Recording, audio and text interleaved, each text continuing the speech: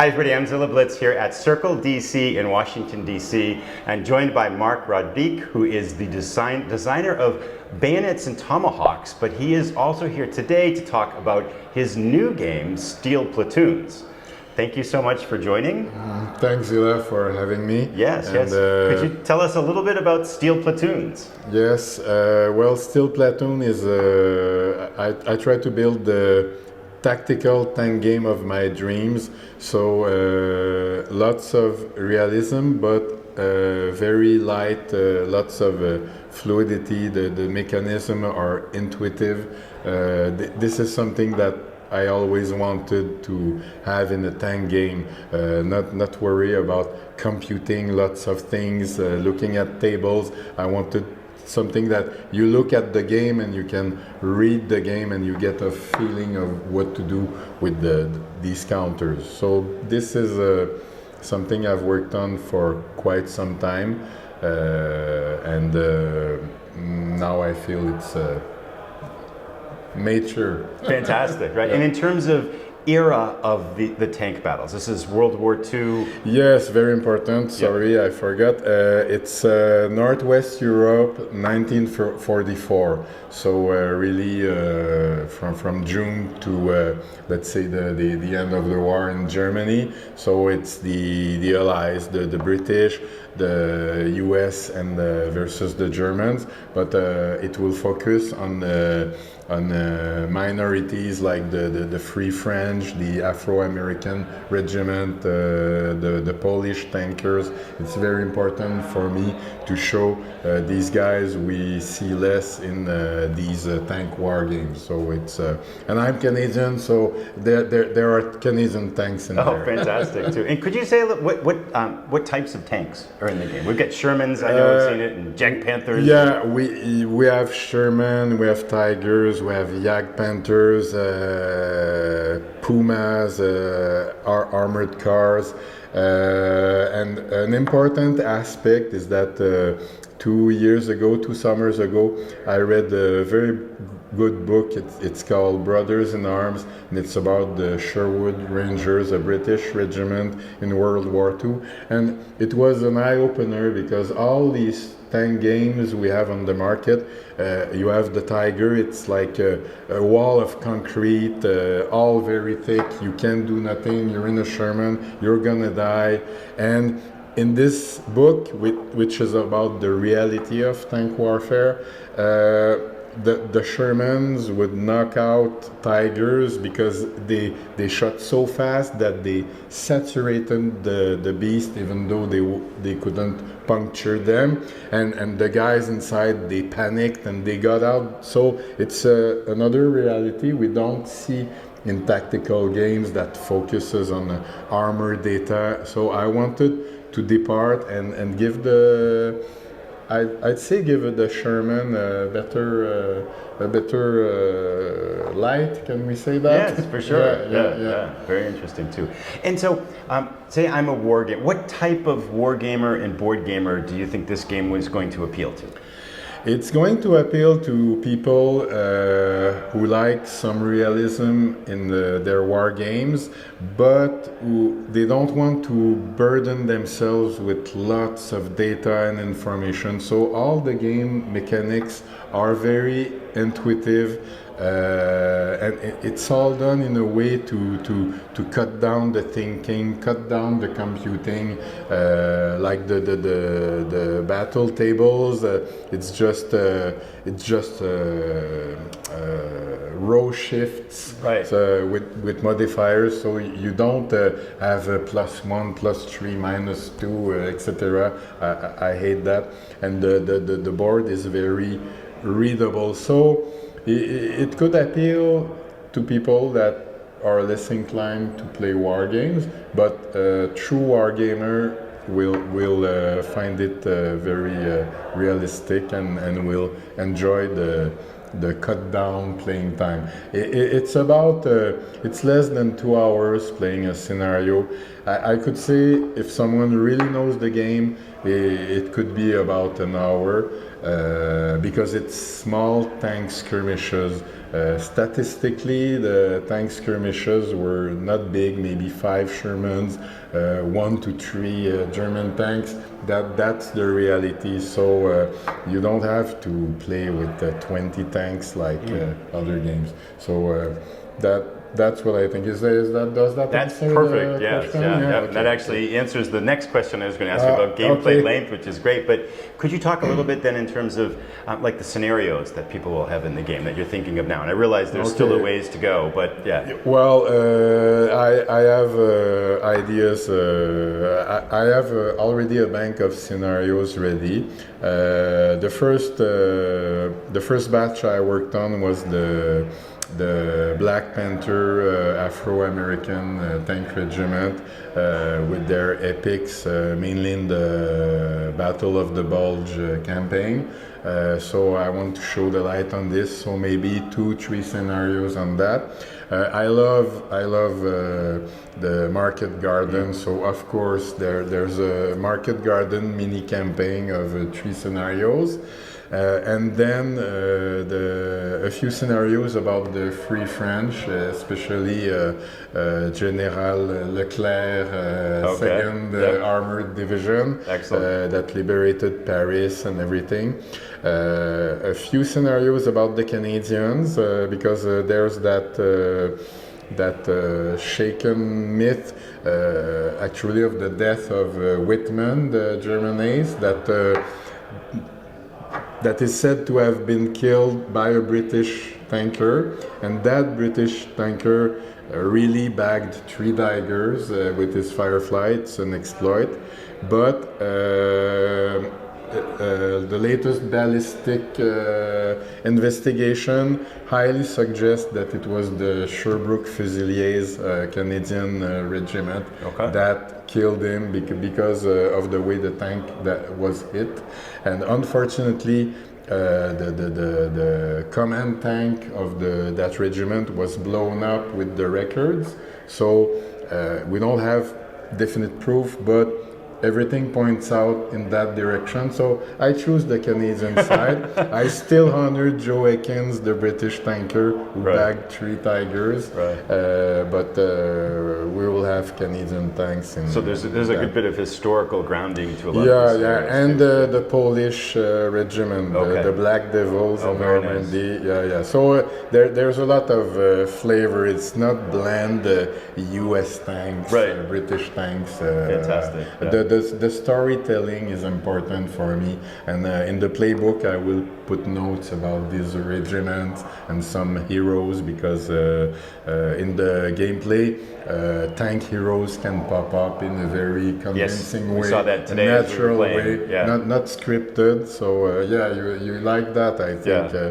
No, you did not like it because you were the killed. Opponent, right? Yeah, it was the you German, were killed by the tank. Yeah, the Jag Panther, I think it was, or one of them blew apart one of our Shermans. We got them back though with our anti-tank guns. So for sure. Could you talk a little bit about the depth and the replayability too? Because I know you've also mentioned that there will be a point system for people to design their own scenarios. Yes. I always liked in every tactical game I have the possibility to customize my own game and have point values. So I have point values for every tank as we speak. So it's ready. It's that makes it easier for me to pop out scenarios and balance them. When you say depth, I'm not exactly sure. What do you mean about depth?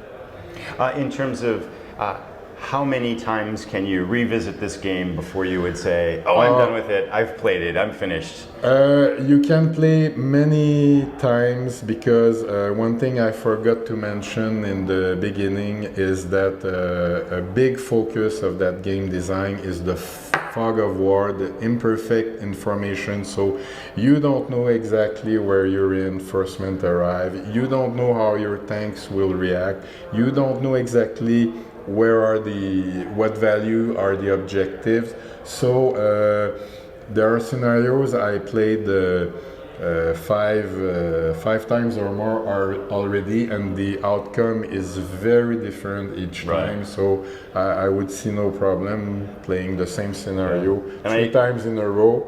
Even saw that today when we really got a chance to play test with another person here at the convention too, and the German reinforcements were going to come to either the left flank or a right flank, and I had to cover both. And then they showed up on the left flank, and that's why I lost to Sherman, because it was out there by itself. So absolutely, and another element of depth is that I always say jokingly that that game is my revenge against Chad Jensen with Combat Commander with no tanks in his game. So there's no infantry in my game, but it's not exactly true. The infantry is abstracted as support counters, and it affects areas where the tanks operate. So you have a little degree of control on this infantry, but you don't have to manage them, and it's very realistic because the infantry and the tankers, they were not on the same radio net, so they were aware of each other, they were kind of collaborating, but they didn't have control over each other. So for the player, the end benefit is that you're not in an abstract tank game that has no infantry, which makes no sense in 2020. But on the other way, you're not burdened with saying, okay, that squad will move 1, 2, 3, 4, 5x. It's like it's abstracted.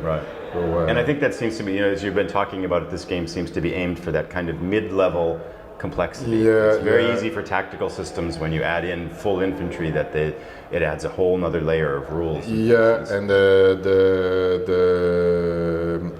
there are event cards. The event cards will manage smoke usage, special high penetrating rounds, and snipers, Panzerfaust, Piats, the British bazooka, which was an awkward weapon, but very efficient.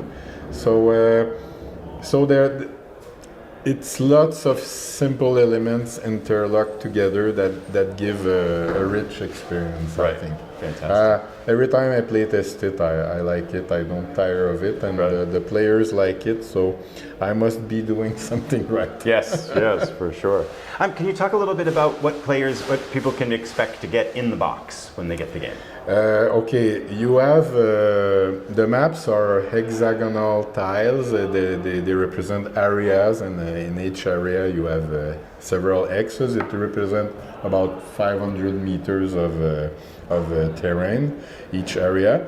And these tiles are geomorphic. They're two-sided. You can combine them as you want.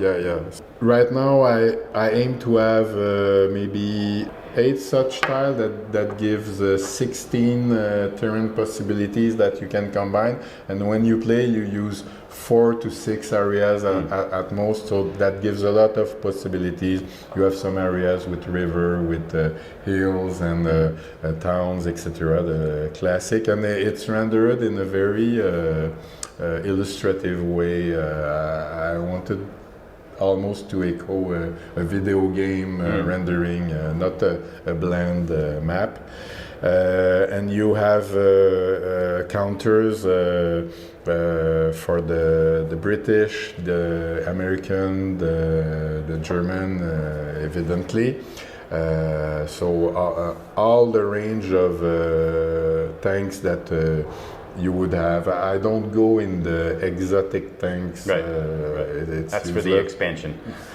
No, the expansion would be more to explore other theaters. It's sure that there will be a Russian front expansion, probably North Africa, probably France 1940, because I'm half French and I love that period, and it's very interesting, the contest between the French beast but with inefficient command and the German more lighter tank.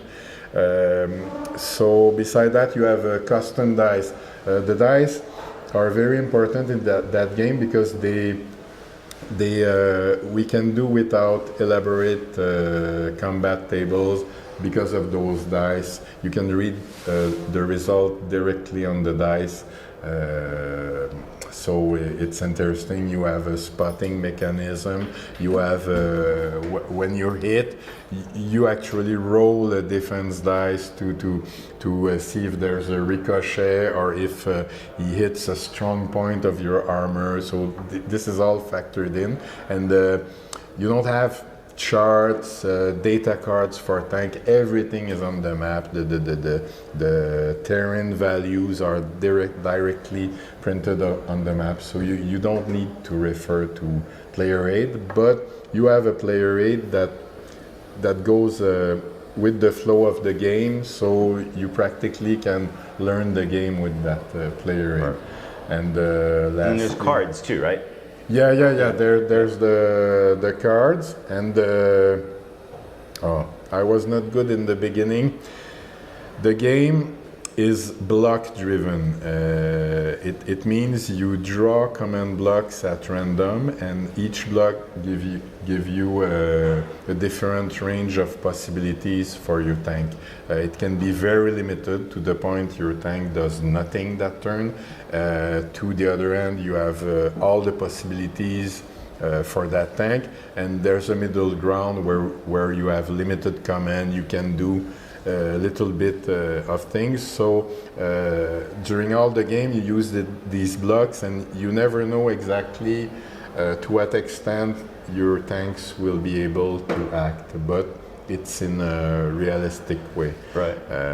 So you have these wooden blocks, the command blocks. There's 17 for each side, and you rotate. You put them face up, and you rotate them to set the order you want for that tank. So that's a core mechanism in that game, and that distinguishes it from other games. So it's like a jump from card driven, but another way, directly tied to each tank on the map. Okay. So another question I want to ask you, because people will always ask me, and a lot of people that watch the channel are very interested in solitaire play. Do you have thoughts on the solitaire capacity for steel platoons? Always when I design a game, because I play often alone. I like that, and like many other people. So I think in the 2020s, it's very important to offer some possibilities to play alone. So as we speak, the system is not set, but I will come up with something that will allow players to play solitaire with that system. Yeah, I will probably ask some help, because teamwork is always better, and there are people out there doing such great solitaire systems, so I won't hesitate to call on them. Fantastic. Yeah, great. So we've talked a lot about the game. In your mind, as you think of this as a designer, what is the most fun aspects of the gameplay? It's well, of course, the shooting process is cool, because you have to spot, and sometimes it's frustrating. The guy is in front of you, but you don't see him, because in real life, all sorts of factors. You're in a tin box with limited vision. Well, your head might be out the hatch, but it's limited awareness. So there's tension as you try to spot, and then, I spotted you. Then you try to hit, and then the damage system is interesting, because both players take part in it. In most games, it's just the attacker. I shoot you, you're dead. But now the defender has something to say. So that is something. It's always the high point in the game when the shooting starts. Right. But the maneuvering also is very important. And every time I play that game and the players play it, you feel the story. There are some tank games I would put the counters, and I couldn't relate to it, and because I treated it like almost it's miniature. So you feel the terrain, you feel the tanks, you feel the character of the heroes. So the storytelling aspect is very important, because otherwise it's just machines shooting each other, and it's boring. And I certainly felt that today when I got a chance to play. Yeah, I saw your face when the action started. I was, oh. Right. And then the other thing I liked that was really interesting too is the initiative system. Yeah. So built in the blocks. Yeah.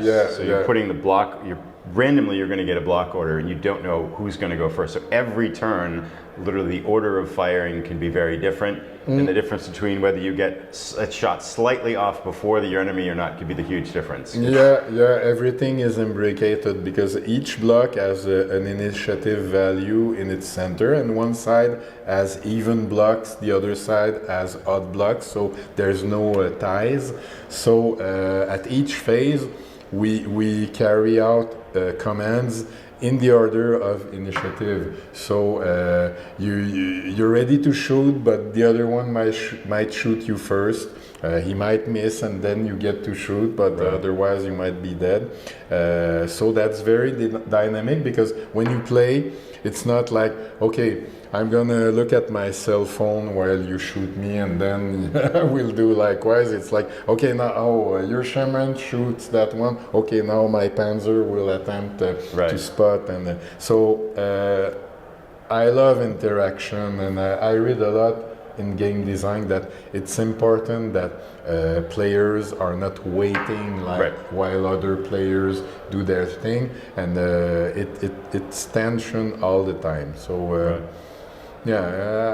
I'm happy with that, because I was working for my dream, and I worked really long, and I think I'm satisfied now, and when the players try it, they're like, oh wow. So, one playtester, he said it's the command and colors of Tank. It's the same richness, the same fluidity, simplicity, and I said, oh yeah, you're right. that's good company to be in, for sure.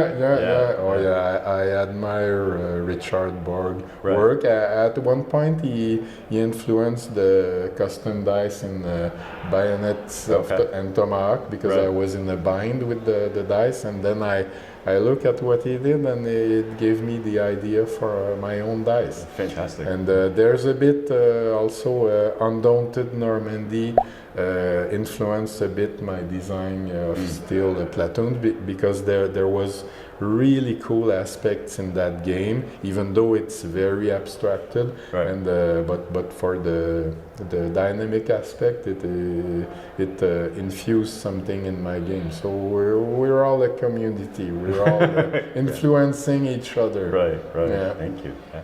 So thank you so much for all the time with this. One of the other questions I know people are going to ask is when can they expect this to have on their tables and be able to play it, and what route is it taking? So.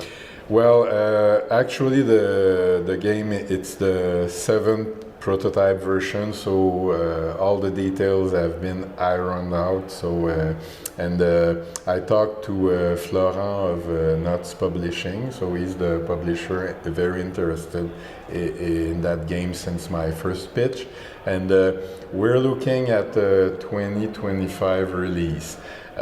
I think it's optimistic, but maybe it's achievable. So even me, I'm eager to have it on my table. And Florent has already secured an artist I admire, because although my prototype looks really cool, I want a real illustrator to draw all these tanks, and so yeah, we're looking maybe I'd say end of 2025, but